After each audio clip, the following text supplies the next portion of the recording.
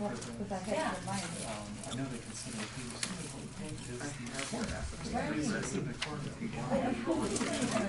right, like, we'll take you, but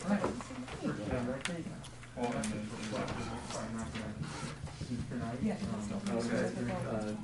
Jamie's probably going to offer you guys the opportunity to speak right at the beginning. Are not required, but you don't want to waste anyone's time. Right. You're very welcome. Makes no sense.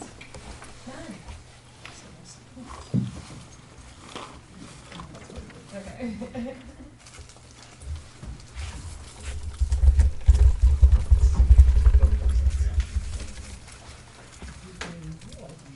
I got 7. Other days. And see, you know what's funny? Look, the 5 says. Oh my God, I'm so bad.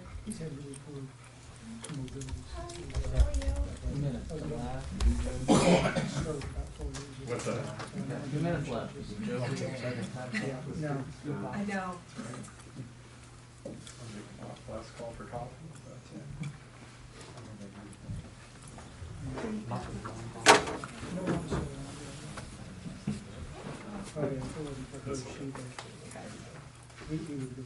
Is after 1? Which I think we're probably past the Rubicon on that. So. Or is that just No. That's just what we talked about before? Right here. That's just the discussion. What was it? Yep. I think I've aged 10 years. A couple of years. Yeah, that's it. All the like 8 things? Yeah.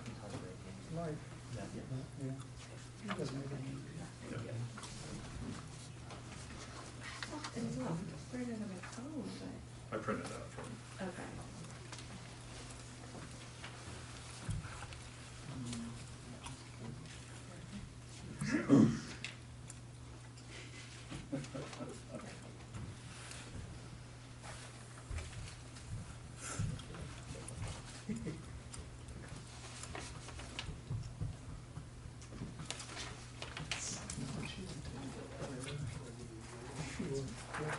I give you notes. Yeah. I have a whole meeting to figure it out.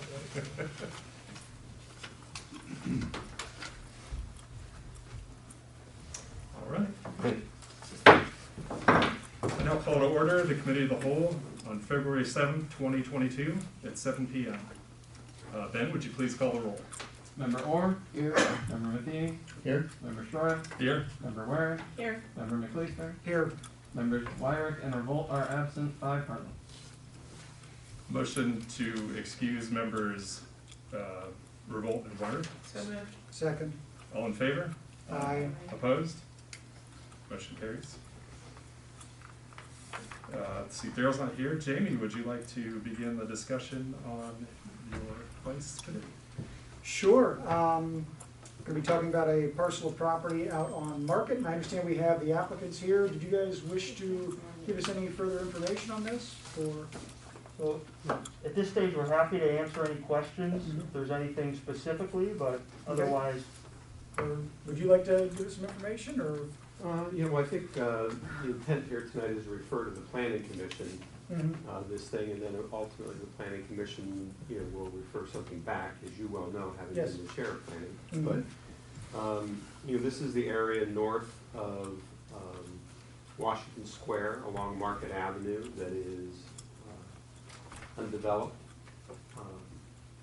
that section there. By the Stark Parks Trail, right? Yeah. East of the Stark Parks Trail, yeah. And so the developer is the Altman brothers, acquired an interest in the property and are seeking to rezone it from office building to general business B. So it was office building previously because Altman Hospital, no relation to the Altman brothers, spelled differently. Yeah, different spelling.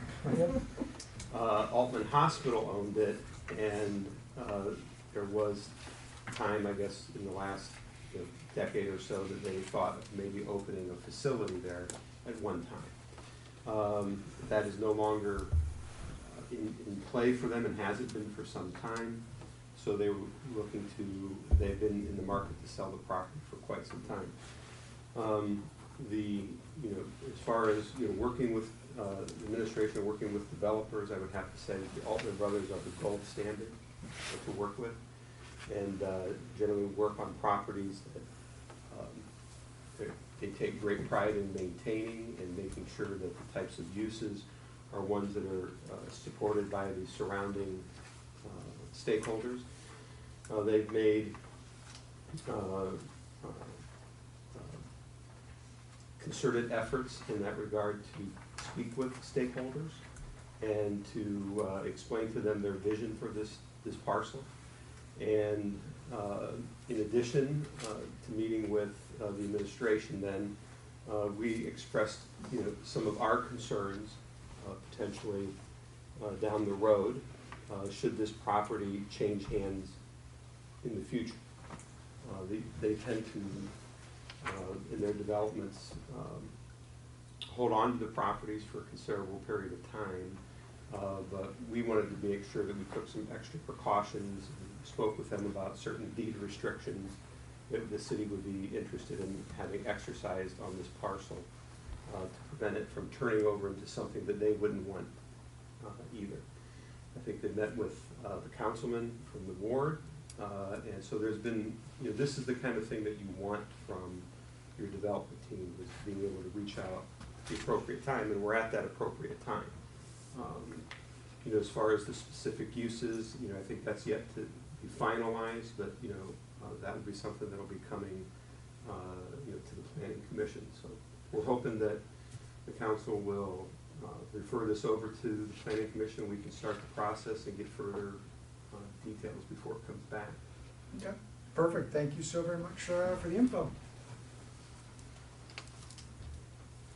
So do we have any motion to move it to, send it to the I planning? would make that motion to move it to the planning commission. I'll second. All in favor? Aye. Opposed? Motion carries. Finance of property. Steph. Okay. This is about $12,950 for some different law expenses and just an appropriation. Gina, do you want to mention anything else regarding that? Or This was an unemployment assessment, part of the Ohio Shared Work Yes. Program, that we were assessed as being part of the history of that employee. Yeah. Are we gonna keep following up with it, or just? I am, Okay. I would have appropriate counsel looking at this. Okay. See what's happening around Ohio. Yeah. Because this is so new. Right. I mean, I hadn't obviously heard about it, I'm not an expert in that field, but it just didn't hit me exactly right. And a couple of us had talked about that, and it didn't make sense, but it's okay. Yeah, so we, may have an update for you at the next meeting. Okay, that's great. Okay, so I'll move it on. Second. All in favor? Aye. Opposed? Motion carries. John? Go to your ordinance and rules committee. Yeah, this is about redistricting the wards. We have two plans up here, the current map and then the new map. It's not gonna change all that much, with the new map. I really, think we should go with that. It's redistrict, we should have probably done this in what, 1972? Well, we should have done it in 2010 with the last. Yeah, the 2010, but it hasn't been redistricted for quite some time. It's based on the population, not registered voters, so it's from the census of the last census it was out. So we're redistricting, it's more balanced. I think we're within just a couple percentages from the largest to the smallest. Less than 2%. Less than 2%, so I think we should move on this. Great, makes us all a lot more even. Yes. Mhm. And it Represent. doesn't change too much, Right. really. All right, I move forward. I'll second that motion. All in favor? Aye. Opposed? Motion carries. Motion to adjourn. So moved. Second. All in favor? Aye. Aye. Adjourned. pause to get caught up for the next meeting here. If you don't want to stay for the whole meeting, you're more than welcome. If you stay for the breeder presentation, then you might get party favors. Thank you all. Simple bill. Turn it on, and then we can. You'll get your check right here. We got a couple things first, and then. I got it.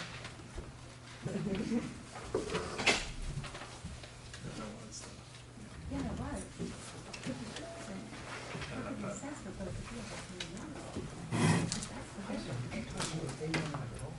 But that's what I read it, and I was thinking, Glad you. Yeah, that's, I didn't think that the right way. Yeah. Right, so, so, we're gonna take them and take some time. But that never was. So it could be like that in Okay. Ready to go? yeah. You ready? Okay. Yeah.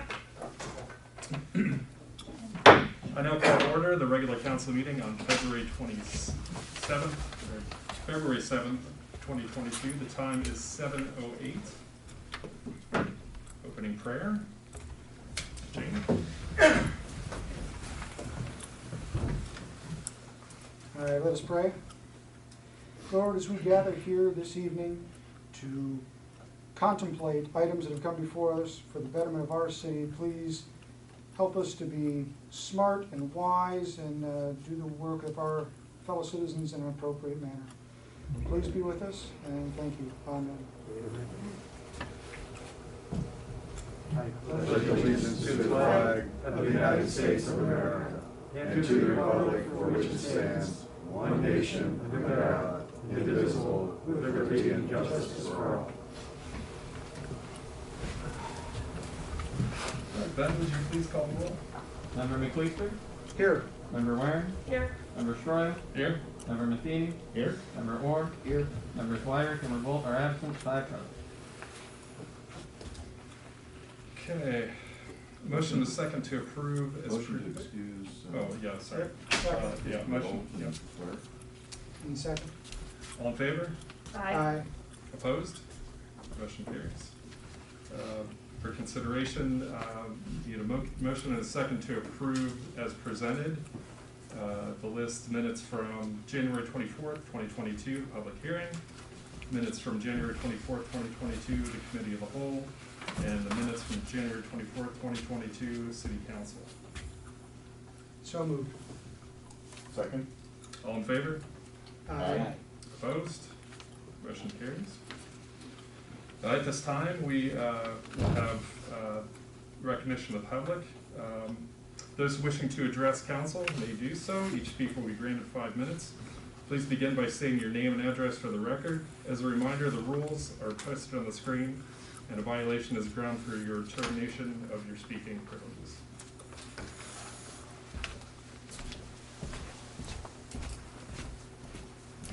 Chuck Osborne, 307 Fairview Street, Southeast, North Canton, Ohio. I'm here to speak on this proposed zone change, and I was waiting to see who up here was going to recognize in your packet that you have errors regarding the parcel number. The parcel number is entered wrong in at least 3 or 4 different locations. It took me 10 or 15 minutes to try and figure out what was going on. So that tells me nobody's looked at this very closely. The change from OB to General Business B opens the Pandora box to what can be done with that property. And I'm just going right down to our zoning. It now allows business equipment and supplies, studios for instruction, need a conditional, drive-through facilities with a permitted use. No, I take that back. Studios for instructions goes from a conditional to a permitted use. Dry cleaning, counter service, furniture, home furnishing, office equipment, office supplies, motels, hotels, mainstream media shop, photographic reproduction services, restaurants, outdoor dining, self-service laundry facility, veterinary hospitals associated with cages, runs, kennels, adult uses, I don't know what that would actually be, parking as a principal use, lot or garage, vehicle and farm implement sales, lease and or rental facility, car wash, gasoline station, automobile service stations, those would be allowed with a conditional use. Vehicle repair facility, that's a permitted use. Clubs, lodges, and other assembly halls. Civic facility for public assembly. Daycare for facility for adults and children. Indoor recreational facility. Outdoor commercial recreation. Motion picture and theatrical playhouse. Places of worship. School, public or private. And business and trade schools.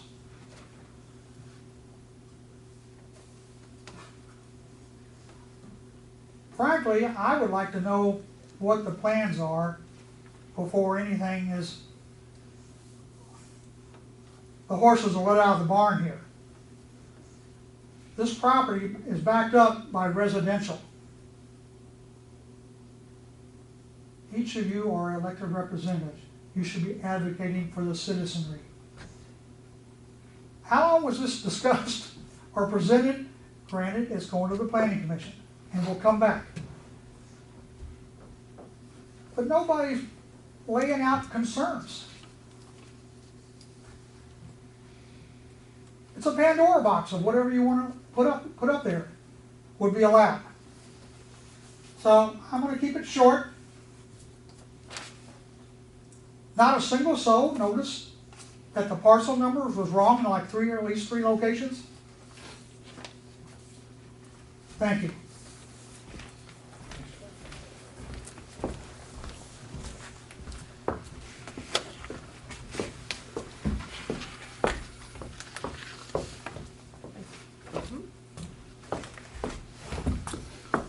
My name is Rita Palmer, 307 Fairview Street, North Canton, not to be confused with Rita, Ohio.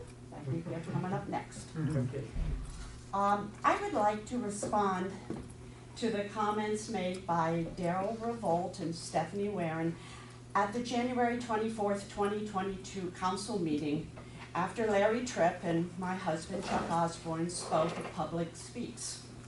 I was surprised that at that meeting, Mr. Revoldt broke Council Rule number 39 when he did not ask the presiding president of council for permission to respond with a prepared statement to a citizen who spoke at Public Speaks, and then further violated Rule number 32G to avoid, quote, defamatory or slanderous language, end quote.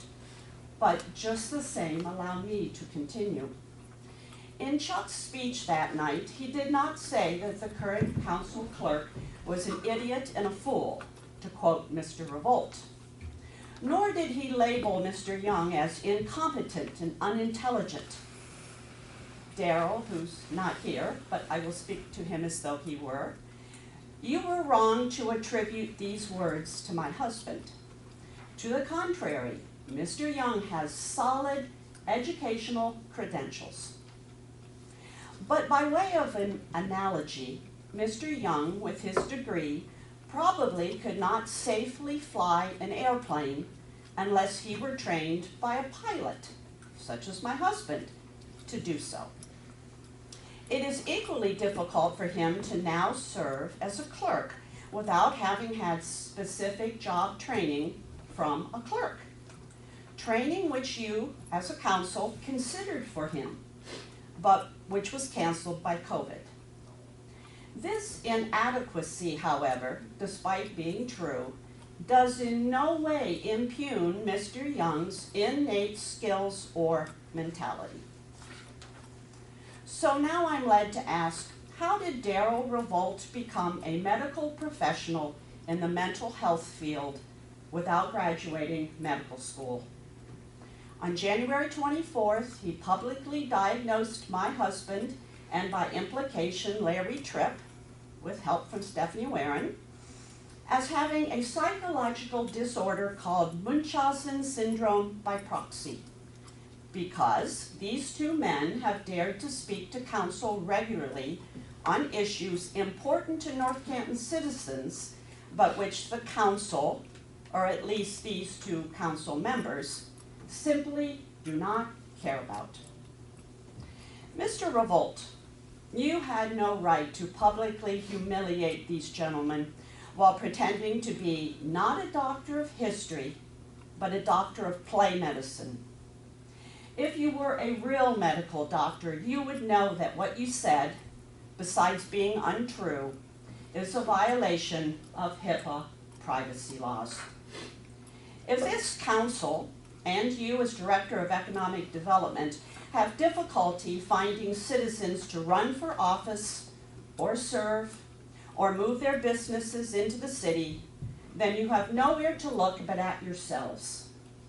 As citizens at this podium who regularly exercise their democratic right to speak are subjected to being embarrassed, publicly shamed, and now slanderously diagnosed by a non-medical professional, no matter what damage is done to the character and reputation of these North Canton City residents.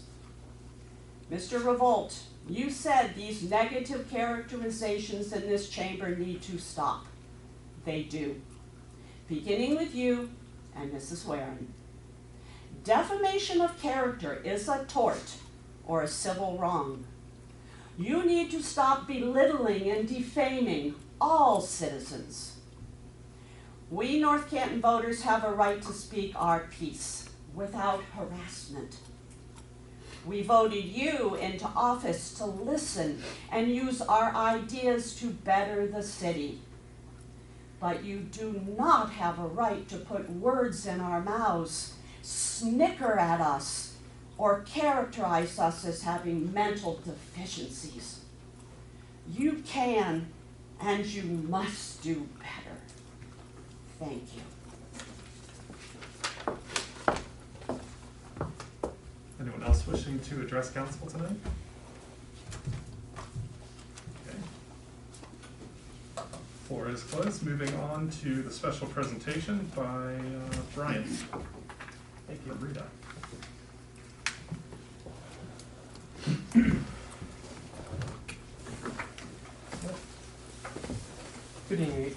Good evening, everybody. I wanted to thank Mayor Wilder and Director Alabak and the rest of council for inviting myself, Brian Thunberg, and Dawn Kuznick to come in tonight to speak to you with regards to Rita. I understand that Councilman McLeister, Councilman Matheny, Councilman Weyrick, and Councilman Orr are new, so I wanted to say congratulations and welcome to the council. You know, we want to make sure that everybody on council understands what Rita's about, and if you have any questions throughout what we're going to talk a little bit about tonight, please just stop or yell or throw something at me, whatever you guys prefer. We'll be more than happy to answer. But we do have a short presentation here. We are going to talk a little bit about the city of North Canton. We're going to talk a little bit about what Rita does for North Canton and how we're able to assist North Canton throughout the year. So obviously the first, there we go.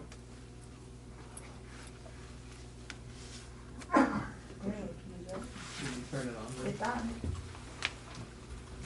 Maybe it's a clip. There we go. There we go. Okay.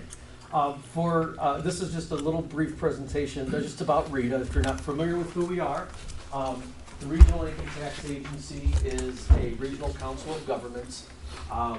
We are currently we have over 360 municipalities that we administer income tax for throughout the state of Ohio. We are managed by a 9-member board of trustees. As a matter of fact, each year we have a staggering term for those members of trustees. So anybody within the administration, whether it be Director Alabak or whether it be Mayor Wilder, can also run for a board seat to be on the board. Our board meets once a month. It's the third Thursday of every month. And we are also overseeing the daily operations are overseen by Don Smith, who is our executive director. We do cover approximately 50% of the municipalities in the state of Ohio, so there's about 900-ish municipalities that are in Ohio, and then it also includes some townships. So we're about 360 strong right now. We are actually bringing on a couple of more municipalities that are in the area itself. So currently, as we speak in Stark County, North Canton is the only RETA member currently. However, we're looking to partner with other municipalities that are in this area. Last year in 2021, RETA collected $1.9 billion, B as in $1 billion in local income tax for all of our communities, which is a new record for us. Also as well, we have opened up a new office which is down in Xenia, Ohio. We do have our Brecksville location, which is our HQ, and our Worthington office down in Columbus, Youngstown, Cleveland Heights, and again, I just mentioned that we had opened an office in Xenia. Where? In Xenia, Ohio, which is a southwest, it's right outside of Cincinnati, like kind of between that Cincinnati, Dayton, and as a matter of fact, just a little bit west of Xenia, we have partnered with the city of Hamilton. They just came on board here in 2022. The next couple of slides, I'm not going to bother going through every single one of these, but this is our full service. RETA is a full service tax collection agency from registration through litigation. A couple of things I wanted to highlight in your packets. On the bottom we have it's newer, it's called W-2 matching. So essentially what we do is we are able to take the W-2s, employer submitted W-2s, we take those and we bounce those up against our tax system. So if you have a resident, let's say that they work in Barberton. I know it's a little bit ways away, but let's say that they work in Barberton and they reside in North Canton. We're able to retrieve those W-2s as they're legally required to file. Their W-2s at the end of the year, we take those W-2s and we match it against our tax system. So say John Smith works at a company up there and they reside here, we can take that, we can file the returns on their behalf. So we don't necessarily even need them to file the returns, which is a great thing that we've been able to do over the past couple of years. One of the other things that we have is modernized e-file, or MEF. What modernized e-file is that we partner with about a half a dozen different software providers that electronically file your tax returns for your constituents. So if you go to an H&R Block and they use Blockworks, for example, Blockworks will not only file their federal and their state return, but it'll also file their North Canton return for them as well. There's a list that we'll get into that has other, some of the other partners that we have.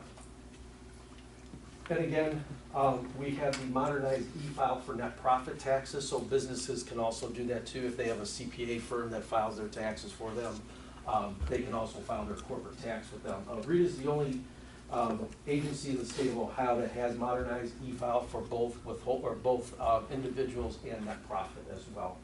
And then last but never least is our federal tax information. As you may or may not know, RETA does receive data extracts from the IRS. We've been receiving those for approximately 10 years right now, and it was literally an act of Congress that we are able to receive the information. Under the IRS code, RETA is recognized as a state, and a state needs to be consistent of a population of more than 200,000 or 250,000 people.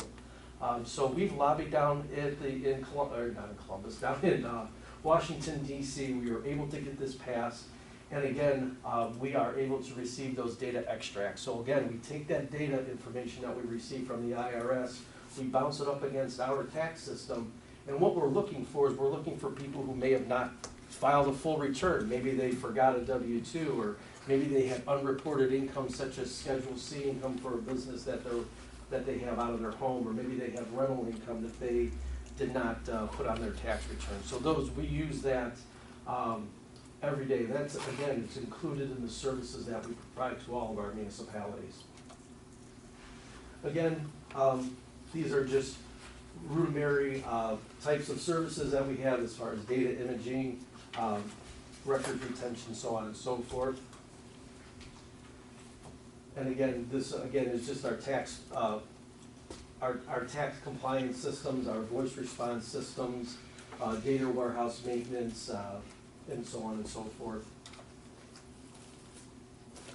And again, another list of services. There's about 4 to 5 pages of just regular services that are everything that is included in your cost that Rita provides to the city of North Canton. One of the last things that I did highlight here is the administrative subpoena. We used to do subpoena programs on a regular basis where we would come out to the municipalities, we'd have a team of folks come out. So the taxpayer would get a non-filer notice. If they didn't respond to the non-filer notice, we would issue them an administrative subpoena, having them appear at a date, time, and location within the city itself. However, COVID came a couple years ago. So what we've been able to do is we've been able to transition that on-site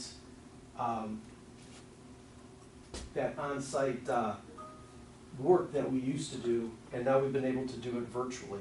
That's why the subpoenas are only $1 now. And even when the subpoenas were $8 before, because that would cover the cost of everything, I've never seen a subpoena program never pay for itself, ever. They're very successful for the businesses, or for the individuals and also the businesses. But again, it's what we're trying to do is we're trying to make sure that the city of North Canton is receiving the dollars that are owed to them from every taxpayer, whether it be an individual or a business. These were the software providers that I had talked about earlier. You may recognize some of them, and if you are preparers yourself, maybe you do use these different types of softwares. So that way, again, they all file online. So again, their federal, their state, and their local returns are automatically filed. And again, we have, oh, that's okay. And again, we also have our e-file service. We have Fast File. Our Fast File service is something that's it's newer, it's about 1.5 years old. And what that is you don't need any login credentials. If you're just a W-2 individual, you can log on to ritaohio.com. You can put in your information, you can securely e-file your return without using login credentials.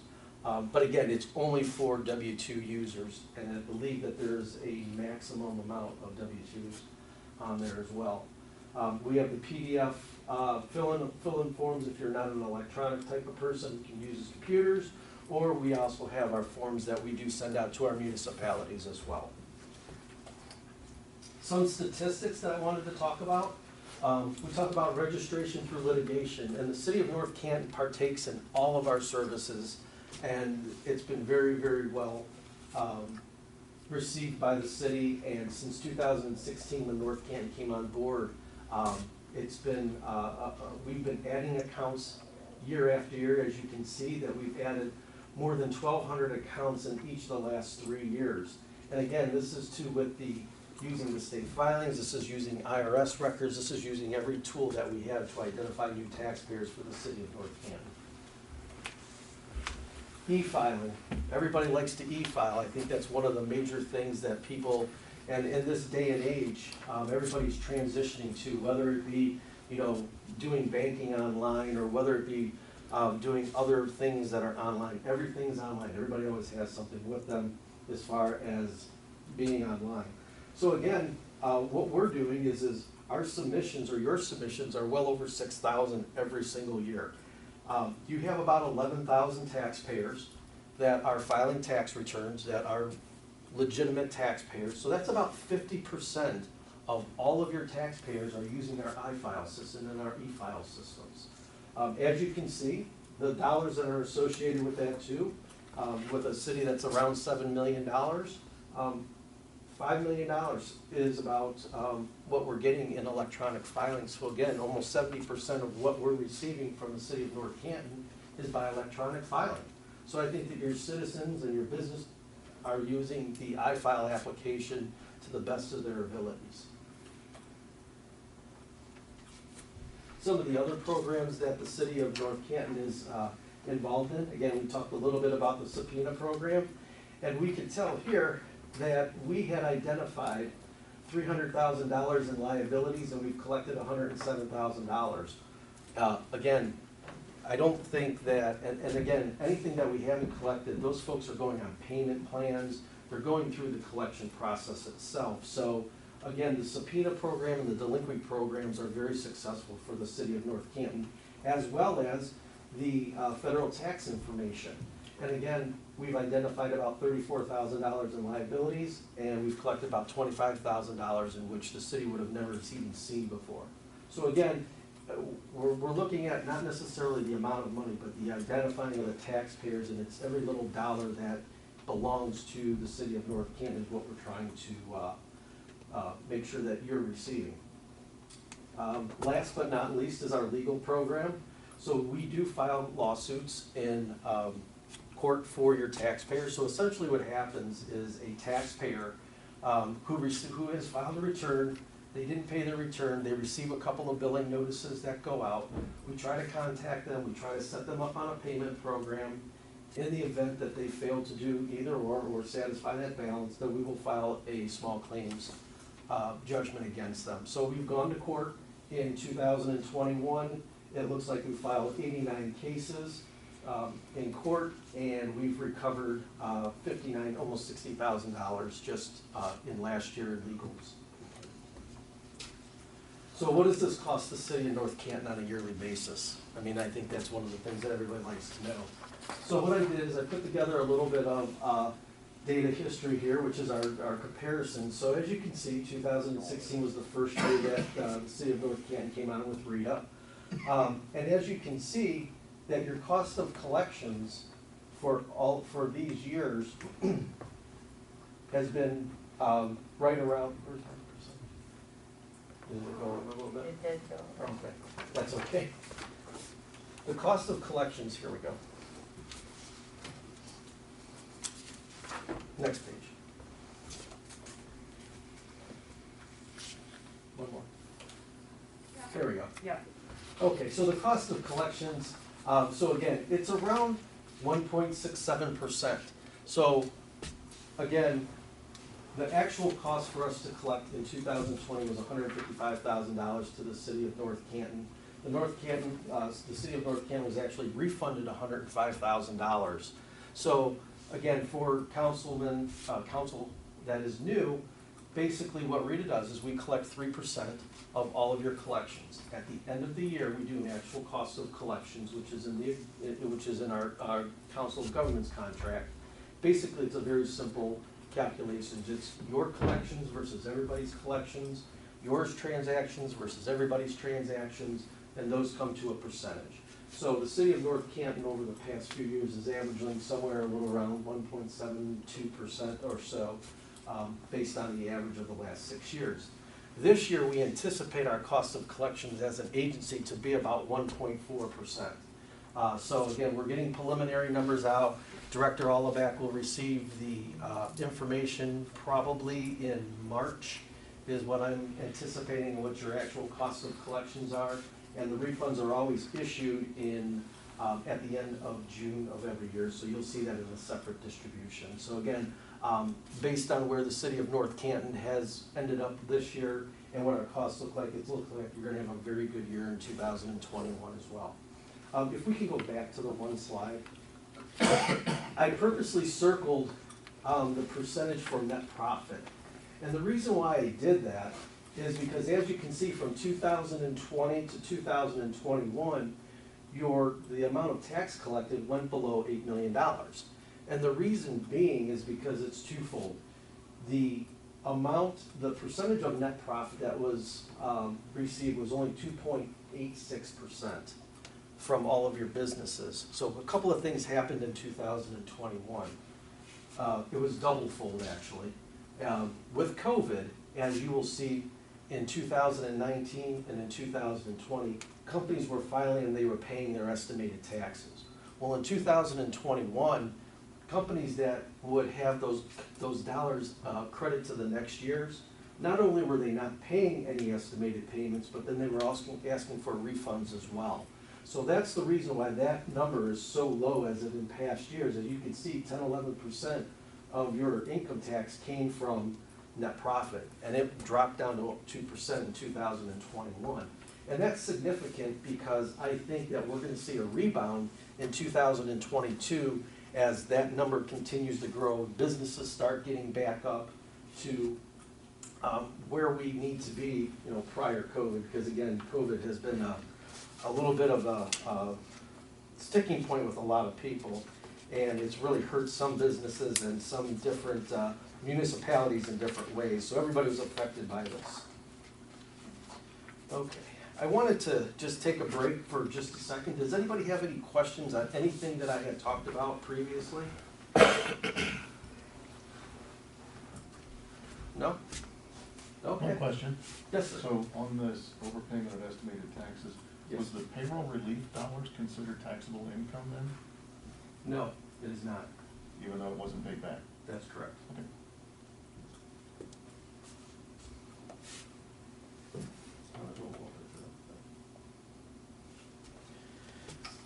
We talked a little bit about COVID. These are some numbers that I had put together that I know that might be of interest to you. I did this morning. We were talking about work from home, so that's a big topic right now as far as hybrid schedules and what companies are doing, what municipalities are doing. We asked that all of our cities reach out to their top employers in the event that they think that they're gonna have some type of change in withholding dollars this year. I have not heard anything from Director Alleback, so it sounds like everything's gonna be okay with you. However, there are other companies that are going to hybrid schedules. And I'm gonna use Rita for an example. We have gone to a full hybrid schedule, so our payroll department is now, it's 2 days in the office and 3 days at home. So that is how we're being withheld on currently. So when you're talking about hybrid schedules, there are municipalities that are gonna be losing dollars to hybrid schedules. So, again, maybe you take the city of Canton, large community, has, you know, a lot of different types of businesses. Some of those folks might be outsourced back to their home. The benefactors are gonna be the other communities, the surrounding communities, the North Cantons of the world, but we don't know what's all going to happen. So what we've been trying to do is try to determine what or how this could impact your particular community. So I did a little bit of research and I said, okay, you know, how is North Canton comprised? I can tell you that 72% of North Canton residents work outside of the city. I can also tell you that 27% of your people live and work in the city. So you have a lot of people, and again, this is very normal, it's from a statistics standpoint, that work outside of your community. So some of those people that work outside of your community may now be working a hybrid schedule, and now those tax dollars may come from the city of Canton or other communities and come back here to North Canton because now that's where they're working. And those are some of the things that we're going to be tracking this year and some of the things that we're going to be looking at this year and seeing what types of increases in income that the cities, that they could receive. On the flip side to it as well, we talked about, Director Alleback wanted me to talk about the 1.5% tax rate that the city of North Canton has. North Canton has a 1.5% community, you give 100% tax credit. So anybody that works in a 1.5% or greater community is only filing an informational return. They are not going to be paying anything back to the city of North Canton. Well, I can also tell you that Rita has, out of our 360 communities, 40 municipalities have a tax rate of 1.5% out of 360. Interestingly enough, I thought this was interesting, it's almost even. 192 municipalities have less than a 1.5% tax rate, and 182 have a tax rate greater than 1.5%. When we look at those, the dollars are not comparable though. And the reason why I say that is because we, Rita, are made up of smaller communities, a lot of bedroom communities, a lot of communities that don't necessarily survive on local income tax. North Canton survives on your local income tax. All the municipalities survive on local income tax. And the reason why I bring that up is because, and I don't know if this is something that you ever thought about, if you ever thought about raising your income tax, if you ever thought about working with the credit, those are options and those are things that we can help you with to determine if the city of North Canton is looking for additional dollars and being more competitive with other communities that are in that greater than 1.5% income tax rate. I do have those figures for you, so if you wanted to talk about that afterward, I'll be more than happy to do that for you. And I just, again, wanted to bring up the work from home process because, again, that's been a real, trying effort for all of us in the last couple of years, especially in 2022, on what we're gonna be seeing, so I think we're good. A couple of things that are up here on the board right now. These are some reports that are, at least in my opinion, are very important to the city of North Canton as well as all of our other communities. And how important is my top 25 taxpayers, regardless of who they are? Well, 35% of your total revenue comes from 25 taxpayers. That's how important they are. So our job is to make sure that those taxpayers are still filing. If there's any adjustments in their filing, as we talked about the work from home, because we don't want to see that go up or down, truthfully. I mean, I'd really like to see it go up, but you don't want to be solely dependent on your top 25 taxpayers. You want to be dependent on all your taxpayers. And again, this is a very good split. It's very normal for municipalities to have that in their top 25 taxpayers. So again, it's just something that I wanted to bring to light because I thought that was very important. And again, the other reports that we have, these are reports that are available to Director Olivac on a daily basis. We have all of this information available. I did obviously have to take out the company names and individual names for privacy. So I just threw company A, B, C, D in there. Yeah. And again, these are other illustrative examples on some income tax returns and reports that we have available. You can see the one in the middle, which is the kind of where North Canton ranks, if you will. If you're going to measure up to all RETA communities. So you can see that North Canton was about 37% higher than all of the, well, about 10% higher than all RETA members. You're in the northeast section of where we would look at a region in Ohio, so you're kind of up there with everybody. You're up there with the Brecksvilles of the world, the Menners of the world, the Hudsons, the Twinsburgs. So those are all those same people that are in the northeast sector of Ohio, which is the sector that Dawn and I are responsible for as far as our communities are concerned. Other than that, I just wanted to, again, thank you for your partnership. And we are very excited to have the city of North Canton on for another year. Again, our partnership and the reason why we're out here is to make sure that you all are comfortable with what we're doing and that you have faith in us that we're doing our jobs and making sure that Director Olivac has all the information that she needs to make the informed decisions to council. And we're always here to answer any of your questions. So at that time, I just like to say thank you, and if there's any questions, I'll just open it to the floor. The only question I would have, and I haven't seen this presentation for so long. I don't know, have we done it recently? Not since I've been here. Okay, and so when I was on council when we first decided to go with this, and I remembered, do you remember, Patrick? Who was it? Was it Karen? Is that who we started it with? That would have been Karen, yep. Okay. And, it was always so hard, right, collecting these, and the amount of time, it's spent to do that. And then we looked at, wait a second, we're gonna get this much money back? Okay, this is a win-win, how can we not do this? And when you start to see the revenue that then we are collecting, I mean, it's just such a great tool and asset for our community. And then, Gina, could you just talk a little bit about, like, how you see that partnership benefiting our community and how, like, the savings that it's really even meant for your team, and maybe how you don't even have to allocate people to what that, because you've been in other districts, I know not in this role, but you would have seen how that takes so much time. One of the biggest benefits is the legal piece to it, because they have a team. Yeah. The legislation has changed so dramatically in the past couple of years, and the filing deadlines change, and the rules are changing, and, there are so many new rules that you have to be an expert, and so we hire the experts. And so I feel very comfortable with them administering our taxes and the collection of our taxes.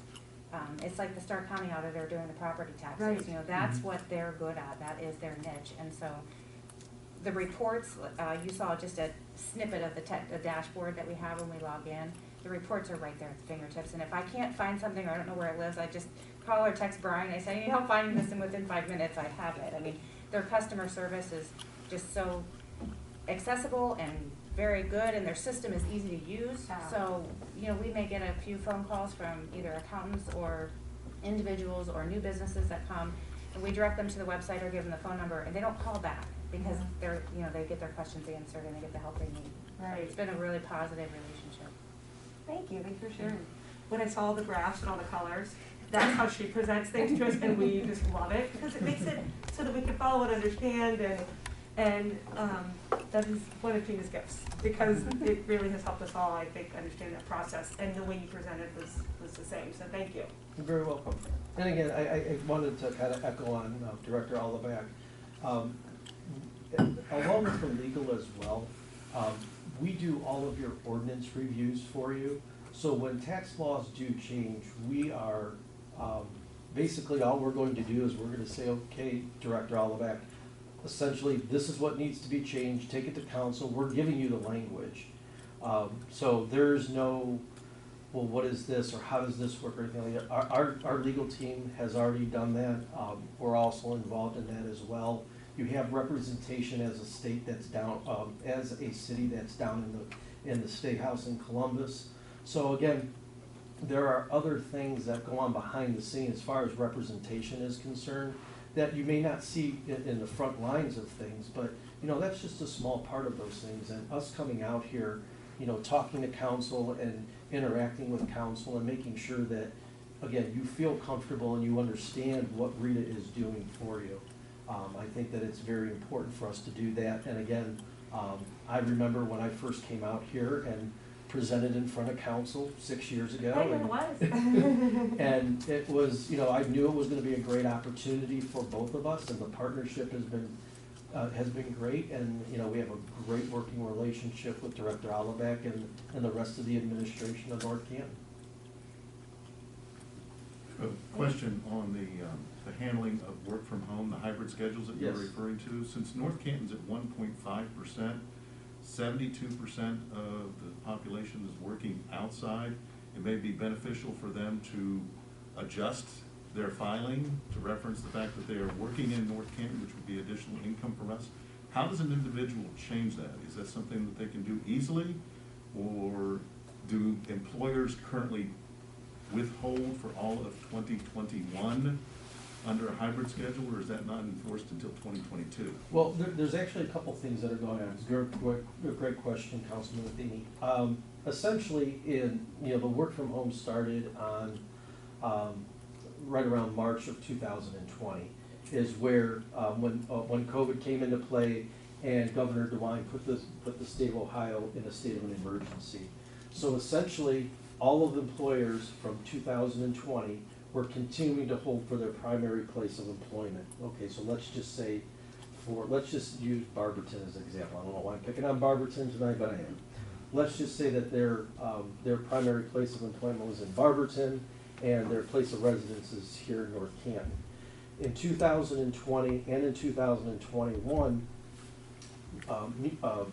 companies continue to withhold for that primary place of employment. So if the taxpayer can demonstrate the time that they did not spend in Barberton and that was spent here in North Canton, they can request a refund, except for 2020. That's actually still tied up in court in Franklin County Court, and we probably won't even hear, that case won't even probably be heard until July of this year, and it'll probably go to the Ohio Supreme Court. I think it's it's an appellate court right now, but that's for 2020. Now in 2021, since the state of Ohio is coming out of the state of emergency, if you can demonstrate that you didn't work in Barberton maybe 50% of the time and 50% of the time in North Canton, let's just make it easy, then they are able to request a refund. However, they still owe those dollars to North Canton. So, again, it could be beneficial to the employee, whether they would want to do that or not. Is it required that the company do that in 2020 and 2021? No. Is it required that they do it in 2022? Only if they're working a hybrid schedule. So it's not a mandate where they have to do it this year. Now, the simplicity of it, I don't know the answer to that question. I do know that there are companies, several companies at least located in the Cleveland area, have made that painful change to municipalities where they have hundreds of individuals that worked in a community and are no longer working there. So some of those communities are going to be hit pretty hard by that. However, it could be other surrounding communities that are gonna be beneficial from that. So I guess the answer to the question is, they can do it in 2021 because that's a go. 2020 is tied up in the courts where they cannot request a refund yet. And moving in 2022, most companies have already made the decision on what they're going to do. So that's why a few months ago, we reached out to our communities and said, why don't you contact your top taxpayers and see what they're doing. So if they are maybe in manufacturing, for example, you can't manufacture something, you know, somewhere else. You have to be on site to do that. But if you have a lot of office buildings, or if you have a lot of those types of transient people that come in and out, then yes, so you probably want to know if they're going to be coming back to the office or if they're working a hybrid schedule. Thank you. We got a question. Yes, sir. You mentioned tracking a Yes. hybrid schedule. How does Rita track any of the company's hybrid schedules? We can't. So what we have done, and what we've done is we've asked our municipalities to reach out to their top employers to see if they're doing anything. One thing that we do internally is when an employer files their withholding taxes for a particular month, we use an algorithm that determines if it's outside a particular variance. So for example, if you're consistently filing $1,000 every single month, then all of a sudden in January or February of 2022, it comes in as $20. It's gonna flag the account, we're gonna stop, we'll process it, but we're gonna send the taxpayer a letter saying, look, this is not typical of what you've done before, what's changed? So that way, that's an alert that we can go back to the municipality and say, hey, by the way, just to let you know, we've gotten information from the city that they've gone to a hybrid schedule. They've changed their withholding somewhat because it's not as consistent as it was in years past or in months past. That's probably the best way that I think I can answer that question. I mean, outside of the fluctuations from withholding dollars, there's really no way for us to go door to door and ask every company on what they're doing, because every company's doing everything a little bit different. Truthfully, you know, there are some people that are doing a hybrid schedule for 6 months. Some have heard, you know, they're only doing it for 3 months. You know, some people are doing it for a full year. So what we're trying to do on our end is to see those fluctuations within the withholding and then make a educated determination based off of that. Makes sense. There will be a requirement of employer certification on the days worked out, or days worked from home, away from the office, I guess. If an employee is requiring requesting a refund from the city of North Canton or whatever city it is, the employer has to certify those days not worked in the office. The employee just can't say, I worked 50% here and 50% there. It'll require a certification from the employer. So employers really do need to have a way of tracking that. Sure. Will Rita make the adjustment from the higher paid to the other one, or does the individual have to pay the tax to North Canton and then wait for a refund from the other city? I mean, there would be no incentive to file if I'm gonna have to pay more and wait. Well, and again, that's the interesting thing, because it's gonna be really dependent on the taxpayer, and is it really worth my time to do this? Because as Director Olivac just mentioned, that the employer has to certify it. So if I work in let's say I work in a 1% or in a 1.5% community, but I've done all my work in my home community, which is 1.5%, there's no benefit to me as an individual. It's just moving dollars from one municipality to another municipality, so I'm not going to do that. The people that you're going to see fall into a couple of categories. One being, if you worked in a municipality and you reside in a township. Well, if I work in a 2% community and I live in a township, I would like all my money back. And I live in a township, so you know that I would be a classic case of I would file for those days out refunds for Brecksville from 2021, because I had split time in 2021 working in Brecksville and living in a township. You know, the other folks that, the other category that would be impactful is, you know, a municipality where they're gonna get maybe they're getting 1% back, and maybe that 1% means something to them, where they're paying 2.5 somewhere else and 1.5 here. Well, I'll get my 2.5 back, give you guys the 1.5 and keep my 1%. it's really just gonna be based on the individual and what they feel and how they feel that it's gonna be beneficial to them. It's really hard to gauge.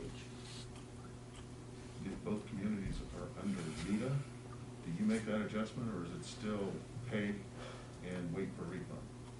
It is going to, well, they're gonna file their return, they're gonna request their refund, well, they're gonna request their refund first, in most cases, I would think so. Then what'll happen is because when we do give a refund, it's gonna be 1099 anyway, so they'll get a 1099 the following year. Now, they could file the return this year, they could pay their share to North Canton, and, you know, that's gonna give them time to make up the difference if that's what they're going to do, because again, we're not gonna have that ability right then and there to see if there's an adjustment. I don't believe, and I could be wrong, but I'm not sure, Dawn, I don't know if that's something that we've been discussing on if it's both RETA communities to where we're gonna request the refund and we're gonna pay that other municipality. That's not our responsibility to do so. That answers the question. You know, essentially, the taxpayer is eligible and has a certified refund from their employer, therefore we're required to give those refunds back within 90 days. Thank you. I just wanted to double check, as far as the process for an employee, do they contact RETA? But it sounds to me like they have to go to their HR department or payroll department, whatever, and get the ball rolling there that, hey, I am working at home 3 days a week. Is that correct? Yes. Okay. Yes. And then back to, you know, Mr. Matheny's point, and I think what we were talking about earlier, this really comes down to public education too. I mean, again, if it's, as you said, 1.5 to 1.5, no big deal. But if you're working in a city that's, say, 2.5%, I mean, I wonder if people really realize that this is a benefit that they could receive. Again, how much is it? But then again, I'm cheap, so, you know, I'll take every dollar I can get back from the government. So, you know, I think we need to get the word out on this. And I think some larger communities are probably gonna take the opposite position because they're gonna be they're going to be hit hardest. Yes. Correct. So I don't see, you know, a Dayton or a Cincinnati or a Toledo saying, hey, by the way, we got all this money here for you, you know, come and go get your refunds. I don't think that that's gonna be the case. But like I said, what I think is going to be the case are the people that are at least knowledgeable enough to know that they have a hybrid schedule. The employer has acknowledged that they have a hybrid schedule, and the employer is able to make those adjustments on the employee's behalf. Thank you very much. Brian, thank you very much for your Yes. presentation. Thank you both. Oh, Appreciate you're it. very welcome, and again, I have my card in there, so anybody, if you have any questions, please feel free to email myself or email Dawn. Just again, you know, we are part of the Member Services Department, and our Member Services Department, this is part of what we do. We're out, we're talking to our municipalities, we're educating our municipalities, and we're also servicing our communities as well. So again, if there's any other questions that any of you need, please feel free to give me a call or go through Director Olivac. She will get a hold of me. Sometimes I feel like Gina has me on speed dial. I do. All right, well, thank you guys. Thank you. Thank you. Thank you. Thank you for your time. Let's move on to old business. A motion and a second to read by title only, ordinance 70-2021. So moved. Okay. All in favor? Aye. Opposed? Ben? An ordinance amending various sections of the City of North Canton zoning code and adding thereto new definitions and establishing a new chapter in order to establish a source water protection area and provide for the regulation of substances for the protection of groundwater resources within the source water protection area. John, this is me. Yep. Oh, I'm sorry. Yep. That's right. We've talked about this in the past. This is just creating the source water protection that will protect our drinking water. And if there's any other questions or thoughts, I would move that we move forward with the second reading. Second. All in favor? Aye. Opposed? Motion carries. Moving on to ordinance 72-2021. Motion and a second to read by title only. Ordinance 72-2021. So moved. Second. All in favor? Aye. Opposed? Ben? An ordinance amending chapter 1136 Main Street Districts Regulations, specifically section 1136.05, schedule of permitted uses of the codified ordinances of the city of North Canton to change drive-through facilities to a conditional use in the Main Street South zoning district. Okay, normally this would be Daryl. Daryl is not here, so Jamie, would you like to? Sure. This is another one that we've talked about in the past. This is to create drive-throughs in the Main Street South zoning district. Excuse me, it'd be a conditional use in the Main Street South zoning district. There is an entity that is coming into a building down in this district, and they would like to have a drive-through. So I don't know if there's any other thoughts. That's Yeah. where George's was, right? That George's. Yeah. That's there. correct. Okay. Yep. So I would move that we adopt or move forward to the second reading. Second. All in favor? Aye. Opposed? Motion carries. Okay, moving on to 01-2022. Motion is second to read by title only. Ordinance 01-2022. So, second. All in favor? Aye. Opposed? Motion carries. Ben? An ordinance amending chapter 159 Records and Archives Commission, specifically section 159.01 Commission created member of the codified ordinances of the city of North Canton to adjust the membership thereof. Okay. We've read this. This is removing your name, Matt, from those ordinances. We've had 2 other readings on this. Is there any questions or anything on this? I'll make a motion. Okay. Second. All in favor? Aye. Opposed? Motion carries. Moving on to ordinance 2-2022. Can I get a motion a second to read by title only, ordinance 2-2022? So moved. Second. All in favor? Aye. Opposed? Motion carries. Ben? An ordinance amending chapter 741 Adult Cabaret Businesses of the codified ordinances of the city of North Canton to update the definition of adult cabaret. We've had 2 readings on this, and we need to vote on this. I'm in favor of this. We define what adult cabaret is, so make a motion. Second. All in favor? Aye. Opposed? Motion carries. Moving on to ordinance 3-2022. Can I get a motion and a second to read by title only, ordinance 3-2022?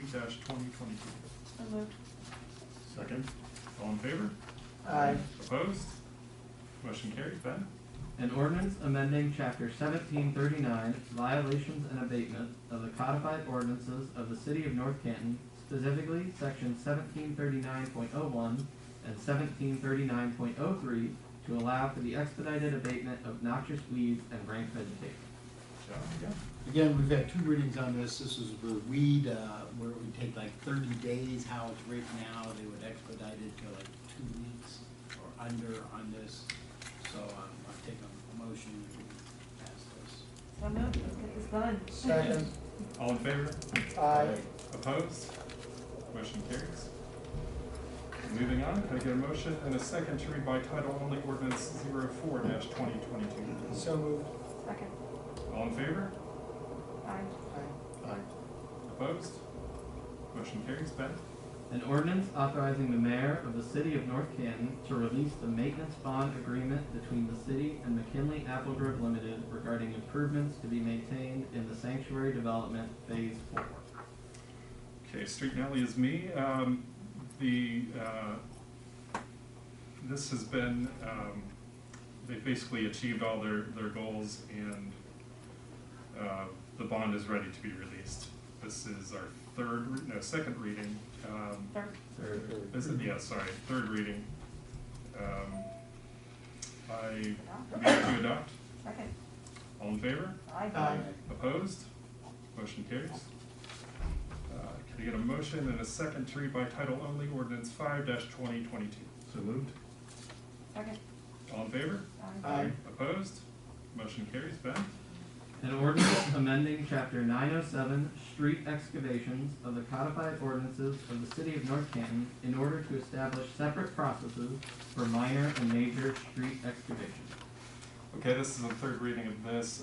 We had a gentleman, Mr. Alsace, come and put a presentation explaining what he thought he overpaid, and from that, two processes were made for major and minor excavations. I think we covered this in detail, and I think it's very good for the community. And it proves we listen, to. Yes, absolutely it does. Because you came during the public speaks. You're right. And put a nice presentation together. Absolutely, good point. Yep. Make a motion that we pass the third reading. Second. All in favor? Aye. Opposed? Motion carries. Okay, moving on to new business. Can I get a motion and a second to read by title only ordinance 58-2021? So moved. Second. All in favor? Aye. Opposed? None? Motion carries, sorry. Done. An ordinance amending chapter 1133, single-family and two-family residential district regulations, specifically subsection 1133.08B, swimming pools, and chapter 1707, swimming pools, spas, and hot tubs, specifically section 1707.01B of the codified ordinances of the city of North Canton to lower the minimum required height of fencing for swimming pools to 4 feet. Okay, Daryl's not here. Jamie, would you like to comment on this? Sure. This is another item that we've talked about. It's been to planning commission, it's come back, we've had a public hearing. Basically what it is I think this came from Mark Soretta, former Councilman Soretta, and this was in regards to lowering the height of the fences to make it more of a standard item as opposed to a special order item. So I think it's been thoroughly vetted, and I would move that we move forward with the first reading. Second. Any other comments? Oh, Stephanie, would you no. like to talk about it? Remember how I use this as an example, like, when are we done with the fencing? Well, we This got at is least it. another This two. is it. Yeah, we've got two more Two more after this. meetings. Yeah. You know. Can So we I'm- throw it back to planning just one more time? Yeah. If you want to. So, Oh my gosh. I move that we adopt We this. could put it on emergency. Taking a second for that. Second. All in favor? Aye. Opposed? Motion carries. Moving on to department reports. Clifford is not here. Let's go with Rob. Okay, no report tonight, Mr. President. Oh. Thank you. Gina? No report. Patrick? I'd just like to bring the council up to speed on the snow removal efforts. So it was obviously a Herculean task over the last couple of weeks to get to a point to keep the streets clean. We have had a snow removal plan that since 30 years mapped out what to do as personnel changes. We stick to the plan, tweak it as needed, and it works in our community very well.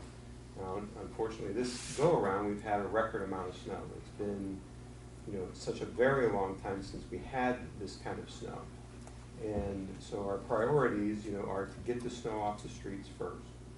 And what the crews are doing now that we've got a decent forecast here and we have some time, they're going around the city and working on the corners where the snow was piled up and redistributing some of that, tapping those down to try to increase visibility for motorists. So it's an ongoing process. It'll probably take a week or so to get those all done. I was out surveying the city myself today, helping to spot some of those areas that need some attention.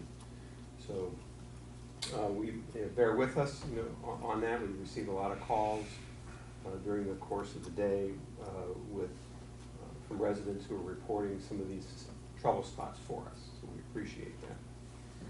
That's my report. Thank you. Mayor? Yes, thank you, Patrick, for giving all that, because that's what I was going to say for the most part, but, and as probably expected. But the most of all, I want to thank our residents for their patience as we went to clean our streets and then eventually our side streets. And when you get snowfalls like this, sometimes the snow only has, we can only put it in certain places. And for those that have cleaned a fire hydrant in front of their house, thank you very much. I don't want you to go out and have a heart attack, but you know, just a resident, if they would do that, they would help our fire department out immensely when we get snowfalls like this. And I have seen residents, and I went out myself in my neighborhood and got as many as I could. So just announce the safety there. And you know, we'll get through this winter, but everybody has to be patient, and we'll just continue to do the best we can. Kudos to our personnel. They put in long hours, and for our first responders to get to where they've got to go, I think our response to anything that happened over these last 2 weeks has been well received. So, and again, as Mr. Giorio said, if there's a issue, whether it's a mailbox or something else, or a site condition in your neighborhood, just give us a call. We put our work orders in, and I think our team gets out there very quickly to address that issue. So thank you for the time, and I thought the presentation tonight too from Rita was very worthwhile. It's a good refreshing, so thank you. Ben? Yes, just for those of you who weren't there, the Charter Commission had its kickoff or organizational or whatever you'd like to call first meeting, and it has been decided they'll meet on the second Tuesday of each month here at 5 p.m. right before council meeting, and we're going to start the meeting in February. Will be all those amendments that were submitted relating to Article 2 of the Charter, which was about half, and then this next meeting in March will be all the others, which was about the other half. So you're all welcome to come. There is a public speaks portion. You can share your ideas. Thank you. What days that been? Mondays? Second Monday of each month at 2 p.m. So, or 5 p.m. Sorry. February 14th, March 14th, April 11th, and May 9th. Thank you. Let's start with Jamie. Yeah. Boy, and I was just sitting here thinking as he was talking about that meeting at 5 o'clock on the 14th and council meeting at 7 o'clock. We're really loading up Valentine's Day, so for the married ones here, okay. I digress. I really don't have too much to report other than to just echo on what you gentlemen said about the cleanup, and just thank the workers who are out there cleaning the roads. I think that they, as always, they were very clean and able to be traveled. So beyond that, and thanking the folks from Rita, I don't have anything else to share. All right. Thank you. David? So I'd like to put a thank you out there to Ben. One of the challenges is always communication, and communication to residents of North Canton. Thank you for the council bulletin that you're putting together and putting out there in front of everybody. I strongly suggest that if you're not out there on the NorthCantonOhio.gov website, to get out there, sign up, get this information. I guess we've also got a Twitter account. I am not a Twitter person. It kind of eludes me and flies away, literally. But subscribe to that information. Reach out to the North Canton's Facebook page. We're working very hard to keep that communication going, and this council bulletin actually spells out the ordinances and helps explain that. So thank you, Ben, for putting that out there. NorthCantonOhio.gov/subscribe. Subscribe. I even have that on. Just, I'm not gonna repeat, but thank you. Like you said, I will echo what you just said. And great thought about the communication again, and that's what Rita's about. And even saying the fire hydrants, I did see that, and I asked myself, am I supposed to do that? So thank you. I will do that. You just brought up a good point, and it was thanking Ben for doing something he was doing differently. And when I was listening to Mrs. Palmer's remarks today, who is Mr. Osborne's wife, I guess one that hit me is this is a different job that we've created. And I think that was kind of the impetus of one of our members' remarks last week, and kind of saying, hey, enough is enough. We've looked at things and we're gonna look at them differently, and his job title is differently. And we are a council that allows people to possibly make some mistakes and learn from them, and hopefully grow and do things maybe differently and better in the future. And when I think she commented that maybe people aren't running for office because of comments from us, and it could go both ways for sure. I definitely know that people have said to me, there's no way that I would run based on what people say to you at the mic. And I said, well, that's part of running. You have to have a thick skin. If you want to be the public eye, you're going to have to take some of the insults that come with it, and that's totally fine. But I was looking at some previous notes, and I had written these down before. And I think when people say, you know, the way council's running is indefensible and it's illogical, and where is the decider in chief, and make yourself known, and who's making these decisions. When you kind of have those kind of comments, why in the middle of COVID would anyone think it was a good idea to hold meetings in such an inadequate and unfunctional room? Those are purposely targeted remarks, and they may not be said with a name, but trust me, we are smart enough to know who every single one of these remarks is made for. And so I think as a council and sometimes individuals, we will take note of that, and we will defend our people in that regard. And I am sorry if Mr. Osborne's feelings were hurt with that. I will stand by, you know, I didn't care about the numbering system, and you had met with numerous people, and you made comments in about 6 different emails about that numbering system, and we can definitely agree to disagree on that. But I will say, and Mrs. Palmer talked about being an expert. You can fly a plane. You are an expert in that field. But I don't think that you're an expert in a clerk role, and I'm not sure even Ben is at that point. He's learning. But you're not an expert in legislation, and you're not an expert in numbering systems. And that's okay, but we can agree to do it differently. And I guess to cause so much attention to that, it just wasn't on my agenda. And again, we can have different agendas. So, but I can definitely, if anybody ever wants to see, I can pull up emails and we can see who they're targeted at and different things. But I think it was just a time where we were just disagreeing. So that's it. And I hope we'll continue to do things differently as a city. Rita's a perfect example of that, and we're making a lot of money. All right, thank you, Stephanie. John? Well, kudos to the street department. They did a great job. We passed that nuisance law tonight regarding the weeds. Well, we sort of have a weed in the winter time. It's the sidewalks. I took numerous calls about our sidewalks.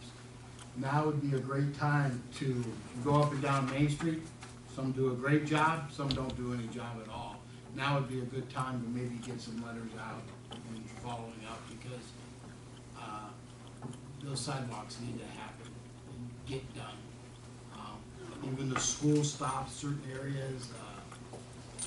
These were snowfalls that were huge, you know, I understand. But we need to address these sidewalks. So I think it would be a good time to get some letters out, especially the people on Main Street. We've spent thousands of dollars on the brick. We spent thousands of dollars on the street lights and stuff of that nature. So, you know, just a letter reminding them that the sidewalk. Mr. President, if I could respond. Sure. Yeah, I get a lot of calls about this, and people, over the years, and elected officials always wanting to respond to something. And this ordinance, there is an ordinance that's on the books that's unenforceable, because some council 30, 35 years ago passed an ordinance that says that the property owners, whether they're the owner or the resident that lives there or a tenant, is responsible for the removal of debris, including snow and ice, not only from the sidewalk, but from the curb and gutter as well. But when that was passed, nothing was passed with it. It's unenforceable. All right, now if you want to enforce an ordinance like that, then you're going to have to, this body is going to have to start having some very serious discussions about what it takes. So the role of the administration here is going to be that, it's all about policy, process, people, pay for it. So if your policy is that you want snow removed, you're gonna have to start answering questions like, so when does it get triggered? Is it after an inch of snow, 2 inches of snow? How long does the snow have to remain before somebody decides to issue some type of what? We're gonna do like we do with weeds and grass, where it's gonna be more immediate. You have how many hours to remove it? Keep in mind that we're an 8 to 4:30 operation, so if the snowfall happens at 8 o'clock at night, what are you gonna do about it? And that unlike weeds and grass, which is something that grows differently in different locales, the grass at Mr. Osborne's house grows different than the grass at my house. He has more shade, I got more sun. I might water, he might not. But that's not the case with snowfall. It hits everybody at the same time, without discrimination, equally. So that would require, and I hope that you're prepared to have that conversation. But there's a couple of ways we could do this. If I may, that you would have to issue citations to people, to businesses, to entities all across the city.